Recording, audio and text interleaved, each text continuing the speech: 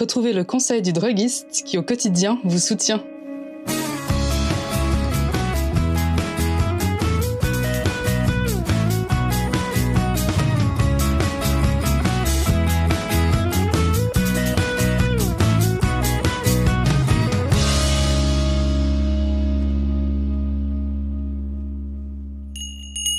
Bienvenue pour ce premier podcast du Conseil des droguistes. Aujourd'hui, on est avec Monsieur Mottier, Jean-François Mottier de la droguerie de Valère à Sion. Bonjour Jean-François. Mais bonjour Élodie. C'est plaisir de te retrouver. Ouais, c'est un grand plaisir bien partagé. Merci beaucoup. Ce début d'année qui suit une période de fête, évidemment. J'espère, j'allais dire pour tout le monde, en tout cas j'espère pour un maximum de monde dans la joie, la bonne humeur. Et donc on va par cette suite de fêtes, discuter un petit peu de ce qu'on peut faire en droguerie pour soulager un peu notre organisme. T'as fait des excès pendant les fêtes?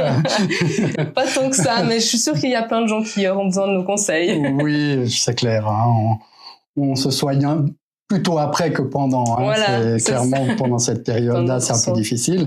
On a mangé peut-être un peu plus que d'habitude, bu quelques verres de trop, et puis il faut faire fonctionner les métabolismes du corps. Et c'est l'heure, je pense, de faire ce qu'on appelle la dépuration.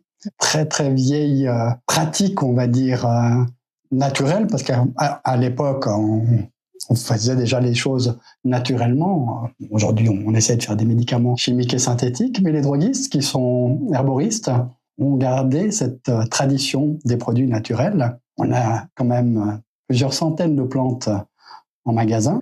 Et on les compose, on fait des tisanes, on fait des extraits, on fait des élixirs. Et on va parler justement un petit peu de ça. Qu'est-ce qu'on peut faire pour purifier cet organisme? Pourquoi on parle de purifier finalement? On pourrait pas passer ses fêtes et puis continuer l'année comme elle se présente? Alors, on peut faire, c'est comme la voiture. On peut rouler avec la voiture pas lavée, il y a aucun problème, ça marche, ça roule. Mais c'est quand même plus agréable quand elle est propre. Et puis les mécanismes roulent mieux. Et puis le corps, c'est un peu une belle machine. Il y a beaucoup de petites choses qu'on ne voit pas dans notre corps, hein, des enzymes, des réactions. Tout ça, c'est des petits réglages, c'est des petits mécanismes qui sont très très fins. On a vite déréglé tout ça par nos excès. Alors, on le voit pas forcément, autant dans un sens que dans un autre. Des fois, les gens viennent nous dire, moi, j'aimerais quelque chose parce que je suis fatigué, parce que... Alors, un dépuratif, c'est pas quelque chose qui va rebooster l'énergie. Mais comme on améliore tous ces mécanismes, évidemment que insensiblement, peut-être imperceptiblement, on est mieux. Tout se passe mieux, la digestion se passe mieux, le foie fonctionne mieux, les reins fonctionnent mieux, le sommeil, enfin aussi les petites choses, on va dire, les petits bobos de la vie, les petits désagréments de la vie peuvent tout d'un coup s'équilibrer, et ça c'est confortable parce qu'on peut le faire vraiment d'une manière très simple, avec des complexes de plantes qu'on appelle des complexes dépuratifs. Et qu'est-ce que nos droguistes vont mettre dans ces complexes? Quel type de plantes tu nous proposes aujourd'hui? Alors, on a chacun un petit peu nos formules. Il y a une formule par droguerie. On peut parler, par exemple, de la pensée sauvage, qui est une magnifique plante de la dépuration, des problèmes de peau. On la connaît évidemment très très bien pour les enfants, pour les petits-enfants aussi. On a du noyer, plante qui va agir aussi un petit peu déjà sur les reins, qui va aider à éliminer, on va dire, les substances toxiques du corps. On peut parler d'alcool, mais on peut parler aussi des médicaments. Ah oui. Parce que quand on fait une dépuration, même s'il y a des saisons pour la dépuration, on peut faire ça quand on a pris longtemps des médicaments, on prend de manière régulière des médicaments. On va pas détruire l'effet de ces produits, mais on va surtout pouvoir permettre au corps de faire sa fonction normale, on va dire, d'élimination. Hein. On sait que chaque substance, elle a un certain temps pour être éliminée du corps. Et puis des fois, ça se passe bien, ou un peu moins bien, ou un peu plus lentement. Puis pour finir, ça peut générer aussi des effets secondaires. Et là, ces produits trouvent tout leur sens. On va travailler évidemment sur les intestins. On peut employer des plantes qui ont des effets laxatifs qui restent confortables malgré tout, hein, comme la bourdaine.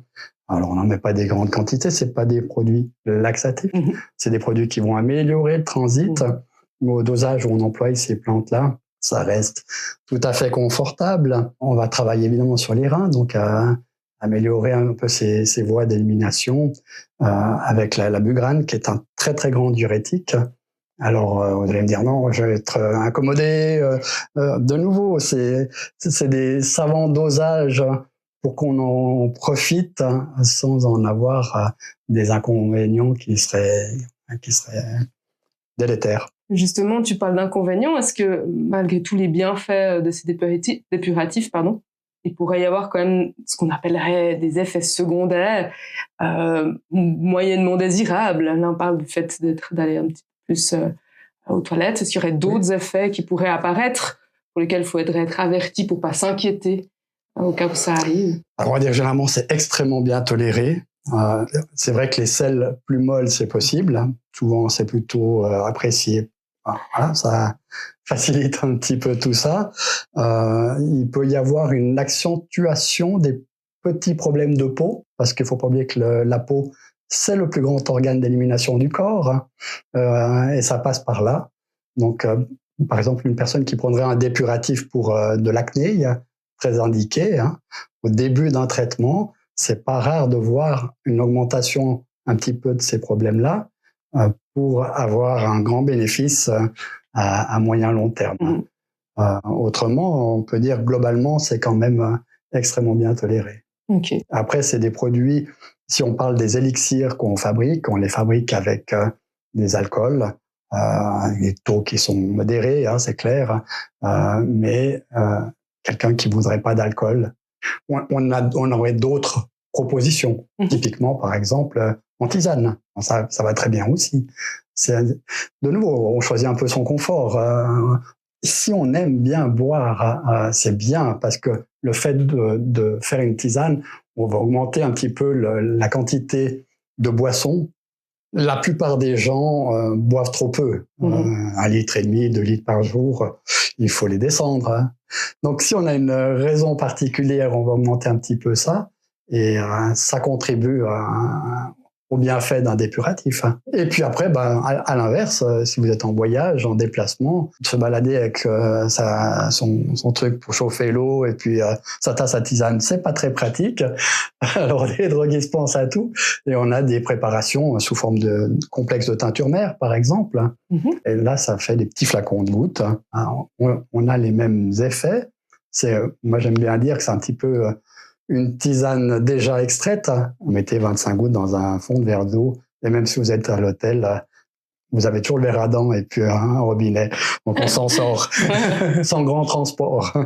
Est-ce qu'il y aurait des formules encore plus proches du solide, par exemple des gélules? Est-ce qu'on peut trouver des dépuratifs sous forme de gélules en droguerie? Alors on peut évidemment employer, on a différentes plantes qu'on peut utiliser, les plantes du foie par exemple, mais on est plus sélectionné sur un organe ou un autre organe. En composition de plantes, c'est un petit peu plus compliqué pour le faire sous forme de gélules, mais ça existe aussi.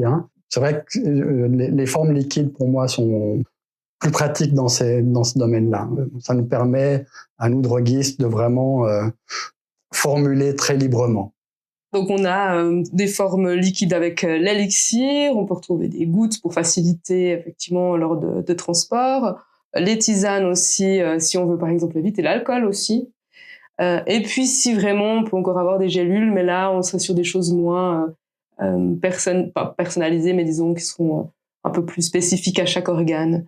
Est-ce que ça a du sens de faire des dépuratifs par organe? Oui, on peut sentir, le foie est pas particulièrement chargé, par exemple. Une personne qui a vraiment eu un problème, une maladie qui tente à détruire un petit peu les cellules du foie, on peut travailler spécifiquement sur cet organe, qui est quand même essentiel. Et là, on a beaucoup de plantes pour travailler sur le foie, pour activer les métabolismes du foie, pour régénérer les cellules du foie aussi. Ça n'a pas tout dit, mais par exemple la fumeterre, le chardon-marie, le desmodium, c'est tous des plantes qui vont permettre de vraiment régénérer les tissus. Le foie, c'est un organe qui est magique pour ça, parce que même si on enlève un bout, il y a une capacité de régénération qui est assez extraordinaire. Tu aurais un exemple pratique d'une situation, alors évidemment sans nommer les gens, mais qui serait revenu à tes oreilles positif par rapport à ça? C'est assez rigolo parce que ce matin, c'est vraiment ce matin, j'ai un couple de personnes qui vient au magasin et pour lequel j'avais conseillé l'élixir dépuratif à une personne qui prenait un médicament qui est connu pour avoir des effets secondaires quand même relativement importants. Et ça a extrêmement bien fonctionné. Donc la personne, dans son état général, a été bien améliorée. Mais surtout, cette personne a été retrouvée son médecin. Ils ont fait le bilan sanguin. Puis évidemment, il y a le constat des effets secondaires qu'on peut ressentir. Mmh. Et tous les marqueurs sont absolument impeccables. Ce qui est en relation avec le traitement qui a été proposé. C'est pas une étude statistique, ce que je dis là, mais on peut vraiment le considérer comme un succès du produit. Et ces clients ont montré la formule à leur médecin, qui l'ont regardé la formule, il a un petit peu cherché qu'est-ce qu'il y avait dedans, parce que c'est pas forcément leur dicaster, le domaine des plantes. Et il a eu en conclusion que ce produit était de l'or. Wow. Voilà, j'étais touché parce que ça tombait quelques heures avant notre discussion et je trouve ça assez extraordinaire. Mais c'est vrai qu'on a beaucoup de témoignages comme ça aussi. Mais de nouveau, il y a beaucoup de bienfaits qu'on voit pas. Et une d'épuration, ça se fait, je dirais, systématiquement.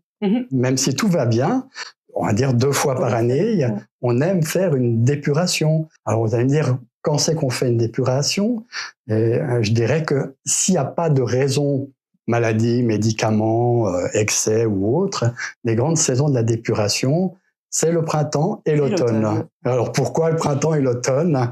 Eh bien parce qu'on est des observateurs de la nature et puis que c'est la période de la montée de sève et de la descente de sève. C'est pour ça on s'est un petit peu rattaché à ces éléments-là, parce que l'herboristerie, c'est aussi, comment est-ce qu'il faut dire, une osmose, voilà, une espèce de symphonie qu'on peut avoir avec notre environnement et avec la nature. Et ça fait penser à quelque chose d'autre. On a parlé des élixirs, des teintures, des tisanes.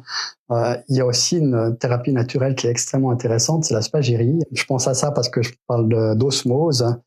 Et puis la spagyrie peut nous permettre de travailler sur ces différents organes, mais également sur l'état émotionnel. Alors ça, c'est extrêmement intéressant et c'est pour ça que personnellement, la spagyrie, je la fais pratiquement pas en produit déjà prêt, parce que j'aime recevoir les gens et puis écouter quelle est leur histoire, quelles sont leurs émotions, pouvoir faire quelque chose où on combine vraiment le physique et l'émotionnel. Dans ce genre de domaine, ça peut être extrêmement intéressant parce qu'on parle d'harmonie, on parle d'osmose, et puis le corps et l'âme. C'est bien de les mettre au diapason. C'est important, en effet, de tout ça. On l'oublie un peu trop souvent, malheureusement. Oui, c'est ça. On est dans un monde qui va vite. Et si je reviens maintenant à un dépuratif un peu plus général, comme on voudrait faire au printemps et en automne, combien de temps est-ce que ça dure? Il faudrait le faire en tout cas 1 mois. Quand on a chargé un petit peu d'une manière ou d'une autre, 2 mois, c'est pas inutile. Ok. Voilà. Tout en ayant évidemment une vie des plus saines en même temps, parce que si on continue, c'est pas terrible. Alors c'est clair que le premier remède, c'est l'alimentation. C'est aussi des fois le premier danger. Donc équilibrer, alléger aussi un peu, c'est bien. Hein. Et pas seulement avoir une restriction de quantité, mais un équilibre de nouveau. Si on mange peu puis qu'on mange que du sucre, ça c'est pas terrible. Du sucre et des graisses, 3 protéines, ça va pas. On peut parler de diététique, de régime à la limite. Et vous avez des personnes qui vont perdre du poids en mangeant plus sainement, mais pas forcément moins. Et ça peut paraître tout à fait paradoxal, mais de nouveau, c'est des mécanismes, c'est des petits engrenages. On a besoin d'une certaine quantité de chacun de ces éléments vitaux, les glucides, les sucres, les lipides, les graisses, puis les protéines. Si on dérègle ces quantités, eh bien, la machine se dérègle, ça fonctionne plus, ça tourne plus rond. Puis un jour, on est malade d'une chose ou l'autre. Des fois, c'est des petites choses parce que Ça peut être de la constipation, ça peut être des ballonnements, ça peut être des troubles du sommeil ou autre. Puis des fois, malheureusement, ça peut être plus grave. Les maladies métaboliques, le cholestérol, le diabète. Exactement, et plus. Donc, faut pas négliger ça. C'est vrai que c'est très intéressant de dire que si on fait attention à une dépuration, il faut le prendre dans son ensemble. Marcher, bouger, s'aérer, moins fumer, moins parce que je veux pas être trop radical, mais idéalement ne pas fumer évidemment. Voilà, c'est un tout. Merci beaucoup pour toutes ces informations. Plaisir. Et puis, c'est vrai que le dépuratif a en plus un avantage pour la saison qui va arriver, puisque là on est en plein hiver, mais il va arriver le printemps, et c'est la période des allergies au pollen. Et sachez, chers auditeurs, que prévenir les pollens passe aussi et d'abord par un bon dépuratif afin de décharger l'organisme de tous les pro-inflammatoires qui pourraient finalement déclencher des réactions allergiques beaucoup plus rapidement. Donc on se retrouve dans 2 semaines normalement avec un nouveau podcast pour parler de la prévention des pollens, particulièrement pas des pollens, mais de l'allergie au pollen. Magnifique. À bientôt. À bientôt. Merci beaucoup. Merci. Retrouvez-nous sur vos plateformes d'écoute préférées et surtout en droguerie pour des conseils personnalisés.